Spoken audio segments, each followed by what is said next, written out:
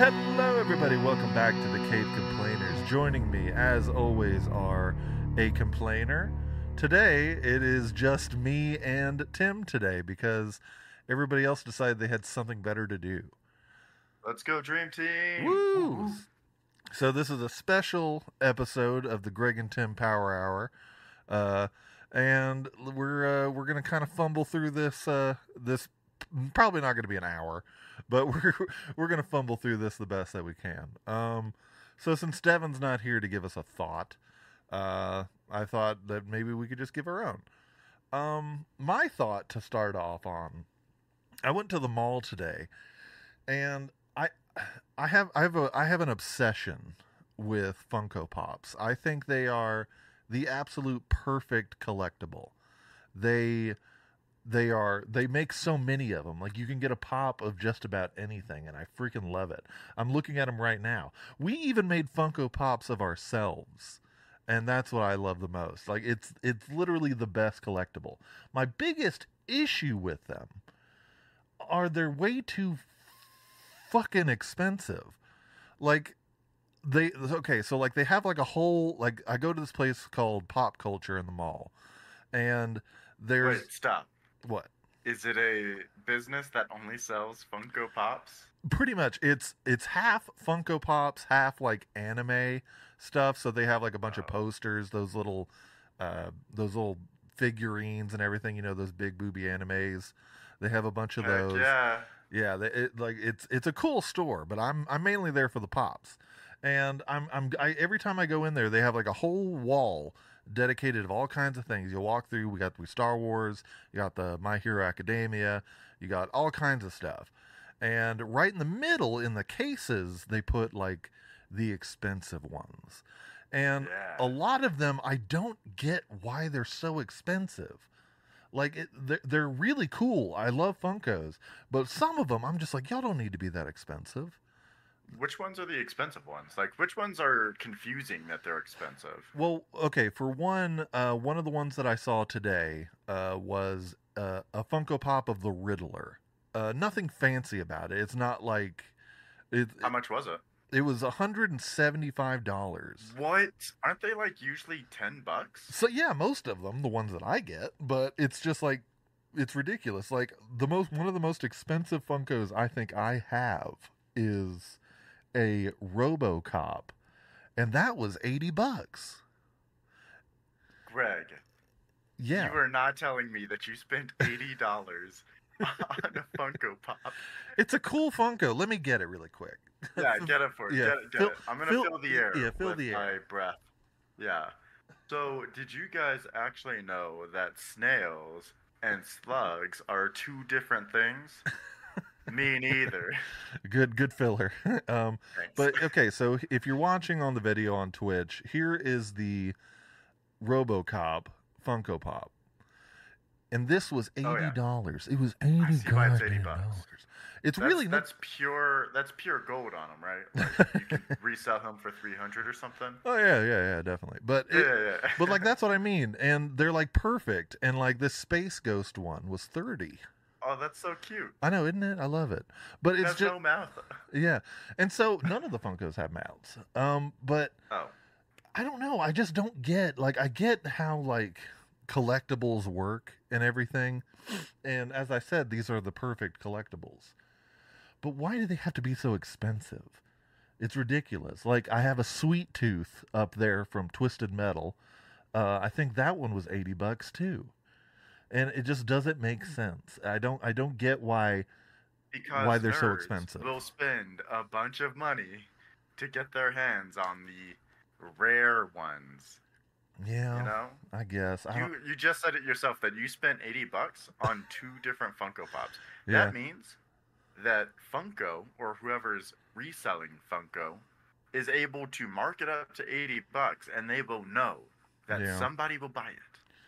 Yeah. They marked the Riddler at $170 because they know someone's gonna walk in there one day with $200 in their wallet, and it's just waiting to be spent on that piece of vinyl plastic. But here's the thing: there was one Riddler in the case for, as I said, like nearly $200, and then on the wall was another Riddler from like I guess the New 52. That one was like $14.99.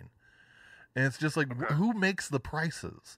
Like I get like some of the older ones are kind of I guess rare or quote unquote vaulted and all that stuff, but it's just kind of like come on. It kills the collector in me. I'm just like I don't know. But yeah, I just wanted to get on my soapbox there for a minute and complain about the prices of Funko Pops. I don't think they're accurate. I don't know. Hmm. It's ridiculous. Anyways, Yeah. that is my thought. Do you have one? Yeah. My thought is gonna be, why do we have Devin's thoughts? I mean, your thought right there was like 12 of Devin's thoughts put together, multiplied by 20. That was a good thought. Thank It was you. thought provoking. Thank you. It made me a little bit horny, not gonna lie. I think it was perfect. The same We here. could be hearing stuff like that Yeah. instead of, why do roundabouts exist? Am I right, guys? You don't Well- even go all the way around. Why don't they call them halfabouts? Well, I always love Devin's quick little quips. He sometimes asks things in the chat where it's just like it's really stupid. I'm like, "What?" And so whenever we were looking for a new pre-show, I was like, "Oh, that's going to be great." But now I think once I put him on the spot to come up with something, I think that's where he's having issues. But Yeah, I still get a kick out of him. Every so often there's a gem. There's a gem of the old Devin's thought that made me fall in love with it. And I'm like, Every yes. so often. Every so often. But I feel like he phones it in most episodes. Like he didn't come up with anything. He just like, oh no, y'all. Yeah. Every episode, I say, and now it's time for Devin's thoughts. Devin, what do you have? And he's like, oh shit, I didn't think of anything. So he just thinks like, of whatever oh, man, yeah. I haven't thought anything all week. Yeah, just the first thought that popped into his head, and that was it. But yeah. Can we share the example Devin one that we did right before starting the show? Oh yeah, go ahead. Why do they call them sandwiches? They don't have any sand in them. Oh, so stupid. Like, where do they even get their name? Yeah, I'm trying to get. Oh yeah, okay. I was trying to go back in the chat to see like because he was going to be on the episode today, but he said he messaged us the thought or his complaint or something. He said, I have a complaint that what I would like to share on the podcast related to, but off topic to the main topic. And and then he just didn't share it? Yeah, and then didn't share it.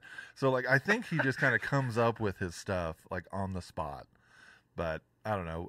We're not saying this as in Devin's bad. We love Devin. He's great. We're just saying that Devin, get it together. Yeah. We have 300 plus downloads on this podcast. We can't let these people down. Yeah, Being straight. Yeah, we got to keep this number up. Yeah. All right. Well, I guess that'll conclude Greg and Tim's thoughts today. So let's go ahead and get into the topic. We're talking about Invincible Season 2.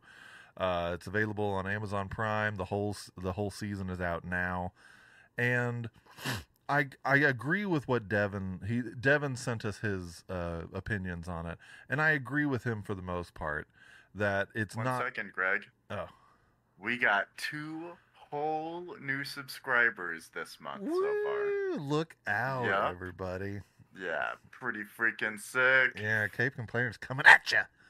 And so, but I agree with what Devin was saying, that the show, it's not as good as Season 1 was. There was something special about Season 1. But this season, it had some tremendous strong moments. And Devin was saying that he was upset because the main villain, the bad guy showed up in one episode and then disappeared until the last episode. And I feel like there was no big crazy reveal. I wasn't invested as much in the characters, and I feel Mark just whined the whole time. And I disagree with him there. The season is about dealing with the trauma that happened in the first season. Like Mark and Debbie, they went through some shit. They found out their husband and father was everything about Omni-Man was a lie. And it's just the Yep. trauma of coming to terms with that. Mark's whole deal this season is he does not want to be like his dad. And everybody keeps saying you're not him, you're not him. But everything that Mark experiences in season 2 almost mirrors Omni-Man a lot of the time. And it's just dealing with the trauma of the first season, which I loved that. It didn't need to be like as hardcore as the first season was. We needed to kind of almost as an audience deal with that trauma as well with Mark and everybody else. And I thought it was a very strong second season. But let's hear your thoughts really quick, Tim, on what you thought. I agree. I think it was a strong season two. I don't think I'm gonna agree with you and Devin. I don't think it was as good as season one. Season one was, I'm going to say, remarkable because it was unique in terms of all of this superhero media being tossed at us literally every minute of every day of every week. Mm-hmm. It was a coming of age story with this pseudo Superman type character who gets his ass beat all the time, Yeah. and his dad is like anti Superman. Yeah. I think and then they had the tag right at or the hook right at the beginning where Omni Man kills the Guardians of the Globe, and you're following that hook all the way through, right? Right. It's not something that is right at the first episode and then last episode. It's something that you see small little traces of them chasing. And I think that's sort of what Devin means with the bad guy. What's his name? Um, for some reason I want to say Langstrom, but I don't think that's right. Yes, something Levy. Yeah, let me pull up the IMDb. Angstrom Levy? Yeah, I think so. But Yes, yeah, Angstrom Levy. yeah, He like Devin said, he showed up in one episode. We might have seen a little bit of him in another episode, and then he was at the end, and he was like the impossible death guy at the end. mm-hmm. I would have liked to see, little traces of him throughout. You know what I mean? Right. Maybe little clips of him going slowly insane, absorbing the memories of the other Angstrom levies from the other timelines. Yeah, like build that character development a lot. Yeah, and Throughout I the think that season. fight with him was freaking Ooh, insane. And yeah. then Mark losing his edge and just, Yeah, oh, I thought you were stronger. I know.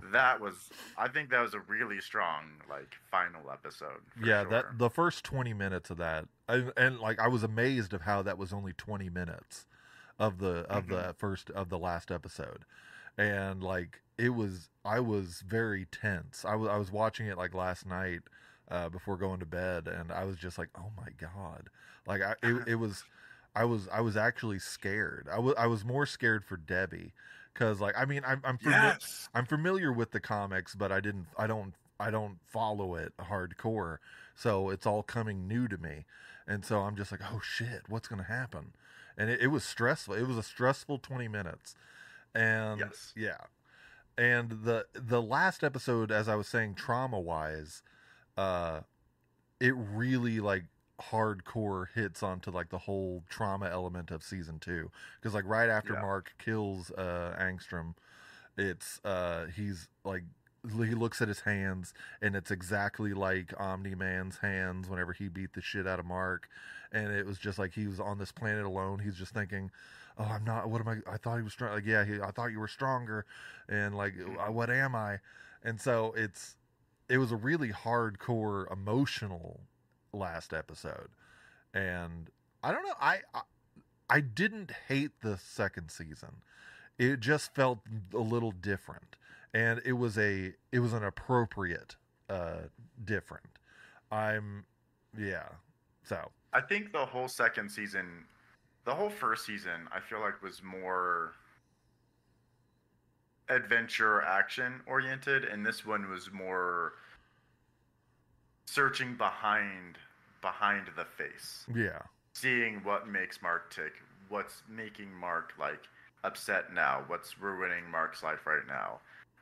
having to navigate college, realizing that college isn't for him, having to navigate his relationship with Amber, and then realizing the relationship is not for him. Yeah. Oh, and the whole like how they were dealing with that conflict in their relationship, Mm-hmm. I was like, oh, that was nail biting for me too. Yeah. And it Um, was a really because what made this show is very violent. If you haven't seen the Invincible, it's very violent. And what stands out from this show to compared to The Boys, another Amazon superhero show, is it takes its violence to a more realistic way. With like, if superheroes did exist, I think I think Invincible is a more accurate portrayal of what would happen because you yeah. get these heroes who lose people, lose parts of themselves, and them having to deal with it. Like I think, like imagine watching a Batman or a Superman comic or movie where something happens and then there's like 40 minutes of just them just like what have I done, was it the right Yeah. thing to do, and so that's Or what this like show every time does. Batman hears an explosion, he like jumps out of fear because of when his house blew up or something, Yeah, you know? it's more realistic, like even though they're superheroes, they're uh, human is the wrong word, but it's very human to be afraid, and so that's what happens.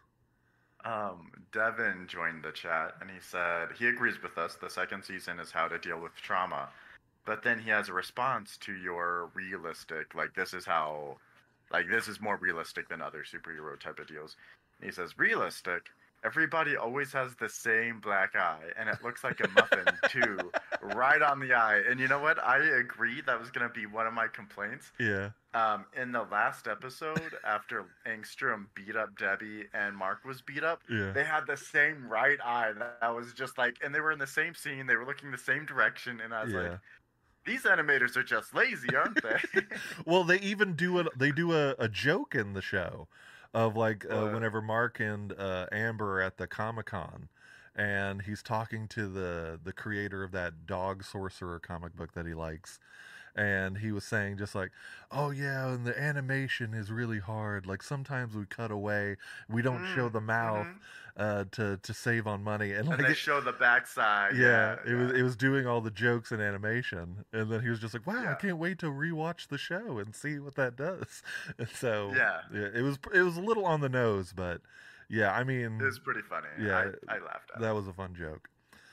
Yeah. Um, speaking And I of, like how like Invincible can keep those lighthearted moments and like those fourth wall breaking moments, while also simultaneously making you think, man, Mark has some serious depression going on right now. yes, and it needs and it's good to get a show that addresses like I wouldn't say it's mental illness. It just all comes back to trauma, where Hmm. it addresses it. It shows it very well through the animation of just like seeing what these characters are going through. Uh, for example, like fear is a really cool thing that they animated in this. When Anissa, the what I forgot what their what's the planet that Omni Man is from? Viltrum. Oh, Viltrum, Yeah, yeah. when the Viltrumite Anissa swoops down and like demands to talk to Mark and has Amber by the neck, Yeah. and then just like seeing on the animation Amber's eyes and like the Eyes go tears. super wide, Yeah, it's yeah. just like oh shit, like it had some pretty stressful moments in it, and I'm also like I have another really big complaint that you just reminded me of that we can address in a second. I just wanted to throw it out there. mhm, But that scene was insane. yeah, Also, so I listen to YouTube sometimes whenever I'm working on like documents because hearing something while working on something I can focus better. mhm, Um, and it cut to a YouTube channel that talks about the comic books of Invincible, yeah. and something happens with Anissa and Mark, I'm familiar and I with it. was Yes. really scared that that was gonna happen in this episode, and I was like, "Oh God, I'm not ready Yeah, for it." a lot of people thought that was going to be the moment that it happens, but it actually doesn't happen. For those of you who are listening, uh, Mark gets hard R'd by Anissa, and it's it's very violent, but that doesn't happen until Mark gets stronger.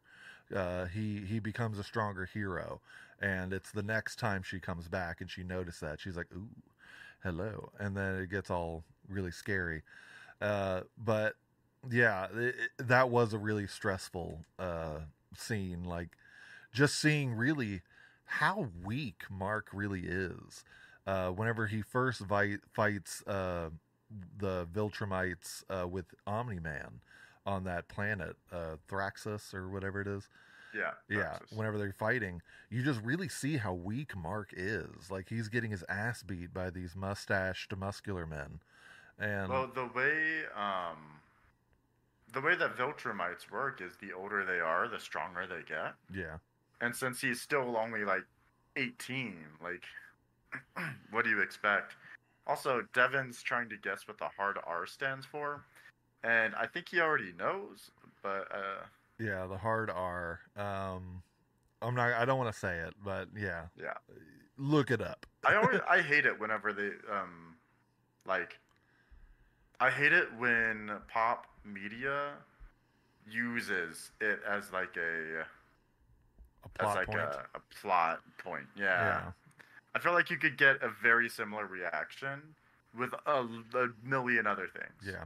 I think if the story, if it's the wrong way to say this, but if the story revolves around that, then yes, sure. Like there's the movie Girl with the Dragon Tattoo, where she gets hard ard, and the whole movie is basically her just getting revenge for it, and it's just kind of like, yeah. So I mean, as long as it's like appropriate to the story, I guess, but just to throw it in for shock value in any Yeah. kind of media is just kind of like, ooh, And that's kind of that's rough. another thing with these Amazon Prime superhero shows. It's like they just throw in a bunch of stuff for shock value. Yeah, Let's show them guts for shock value. the Like boys it's not especially. even Yeah, yes, especially with the boys. That's what I was thinking of mostly. But you can even see it with like a lot of Mark's fights hmm, where they're like punching the crap out of Mark and just blood is spraying all over the place. And by the time the camera pans out to show the whole scene, it's like Mount Everest covered in red. yeah. I know, especially like whenever he was fighting Angstrom Levy at the very Yeah. end. Like that was just, oh my god, just blood everywhere, and he was literally drenched in it to where it was coming off of him in like pools. Yeah. Yeah, it was just Yeah. like, oh my god, how much blood is in a human body? But That's it. That's exactly what I was thinking in that moment. I was like, is he like a vampire? His fists like pulled all the blood I out of know Angstrom's it's body. like literally nothing is left inside of him. But Yeah. yeah, it's a very strong season 2, and I want to hear your thoughts. Do you know anything much about the comics, about like what's to come and everything? I no, not really. Just sometimes, like I said, YouTube will jump to a random like video where they explain something that happens in the comics at some point. Yeah, But I understand. Also, Omni Man and One Eye Dude. I can't remember his name. Alan. Alan. Yeah, Alan. Yeah. Are they? Did they break out of the prison? No, it ended with Alan is in the prison talking to Omni Man, trying to convince him to like, hey, let's break out of here. That's right. And Omni Man's like, I yeah, I miss my because I wife. watched this episode like last week or 2 weeks ago, whenever it first released. Yeah, And I couldn't remember where that part ended. yeah, it ended there with him just kind of saying, I miss my wife, and like they're still in the prison. Uh, Devin wants to reiterate that he felt bored by season 2.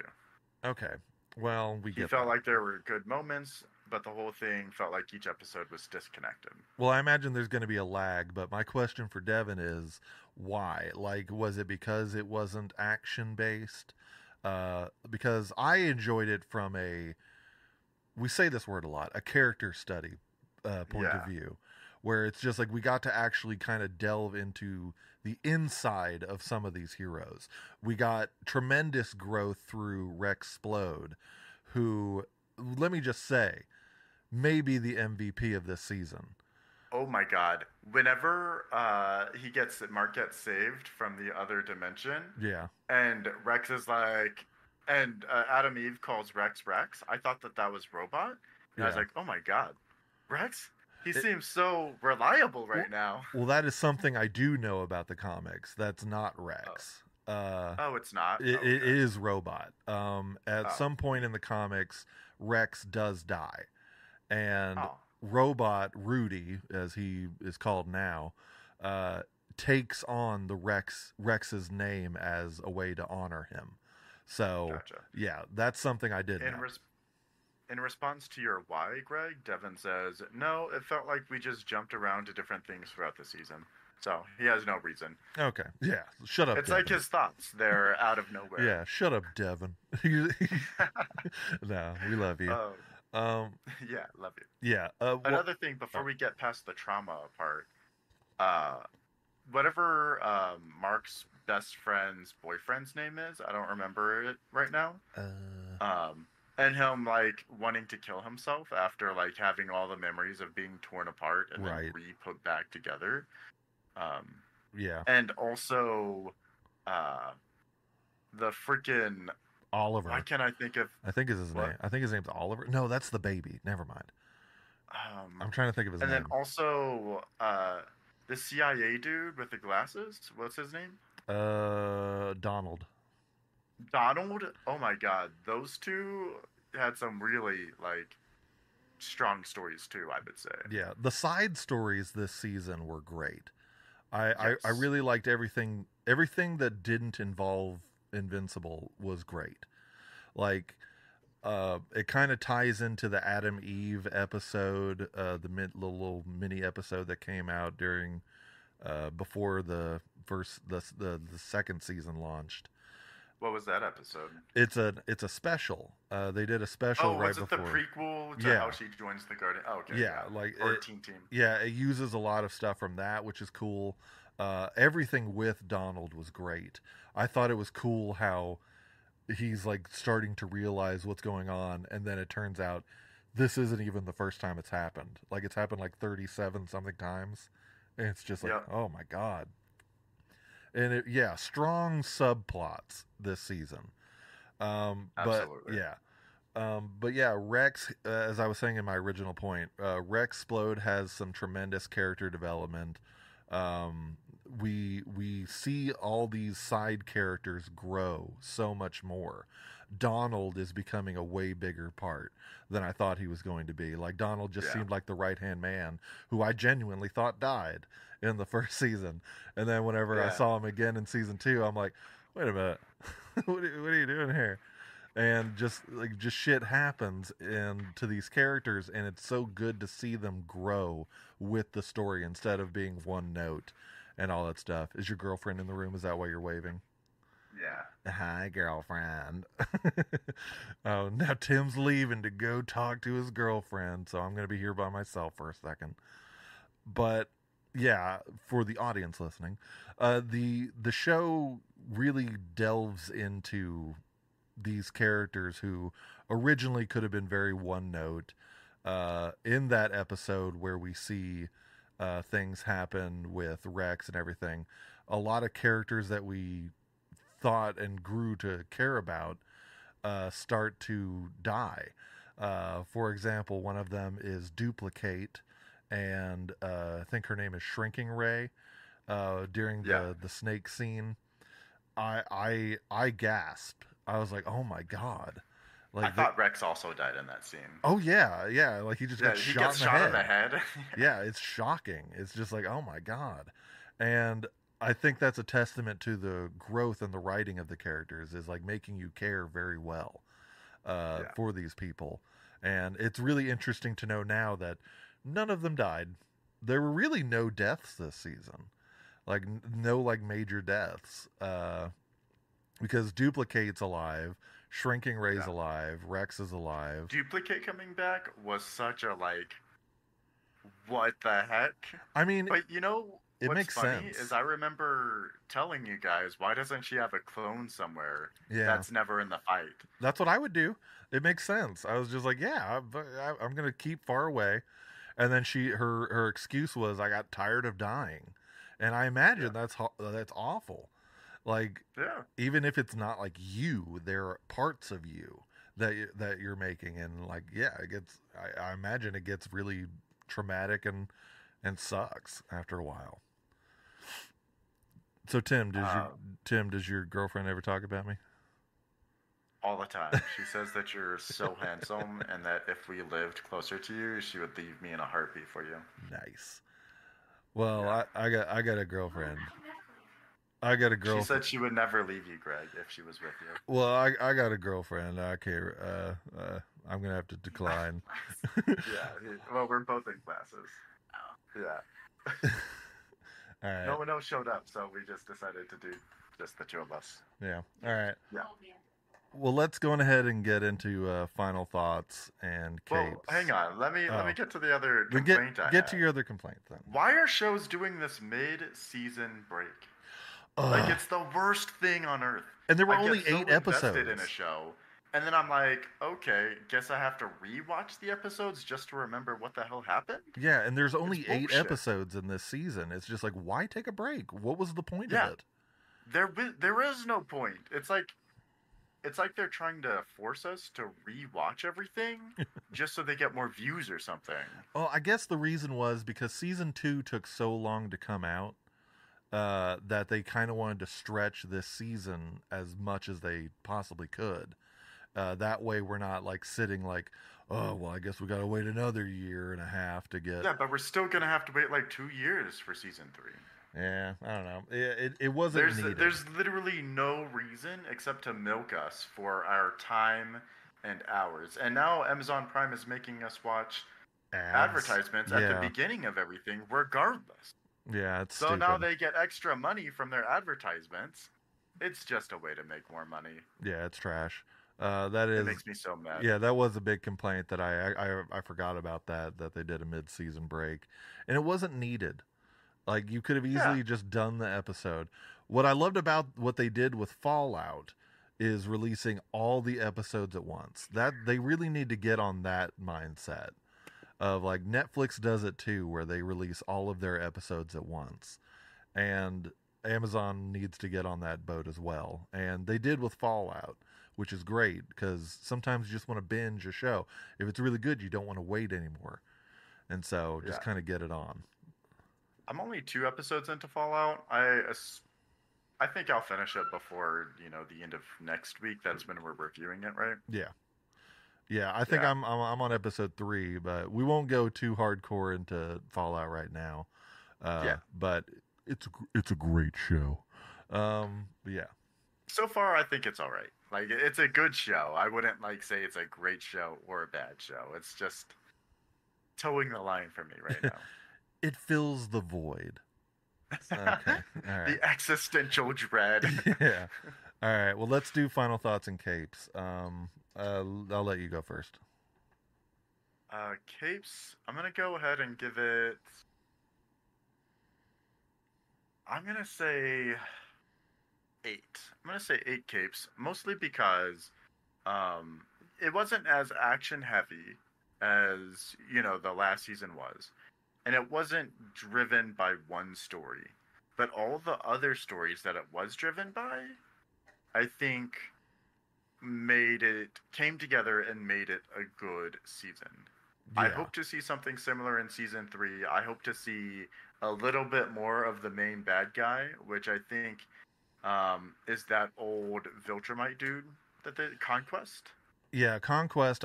We only got like one shot of Conquest in this one, didn't Yeah, we? but he's going to beat up Mark. He's gonna Yeah. he's gonna beat the shit out of Mark. And Devin gives it 7 capes. Okay. Well, for me, I'm gonna give it. I'm kind of right there on the fence with you. I'm gonna give it a 8.5. It's very strong. What I liked about it was they gave spotlight to the side characters more than Mark in this season, which was great. They got to. I enjoyed the human elements of just dealing with the past of everything that happened in season 1. Of being a human living in a superhero world. Yeah, it was very cool. It's a very strong season, and I'm very interested to see where season 3 goes. Whenever, hopefully, it doesn't take as long. I'm still yeah. 100% in for a Disney Marvel show of like an insurance company trying to keep up with all the damages of the Avengers. Yes. I'm still 100% into that idea. Damage control, that would be awesome. I would love a show like that. That would be really cool. Yeah. All right. Well, I guess so we'll how many capes? Oh, you already Yeah, said 8.5. Never mind. Yeah. All right. Well, let's go ahead and end this Greg and Tim Power Hour here. Thank you guys for joining us today with the Caped Complainers. Be sure to like and follow us on Instagram, Facebook, and TikTok. And make sure to follow us on Twitch, where you can catch us every Sunday, most Sundays, doing our podcast. Yeah. Sometimes somebody's doing something and we got to do it another day. Yeah. And yeah, we get tired. But you could also listen to this show just about anywhere: Apple Podcasts, Google Podcasts, iHeartRadio, I think, just all kinds of places. Just search the Cape Complainers. You're more than likely going to find us. And don't forget, next time, Man, I fucked that up. I had a brain fart. All right, don't forget, nobody complains like a fan. We'll see y'all next time. Bye.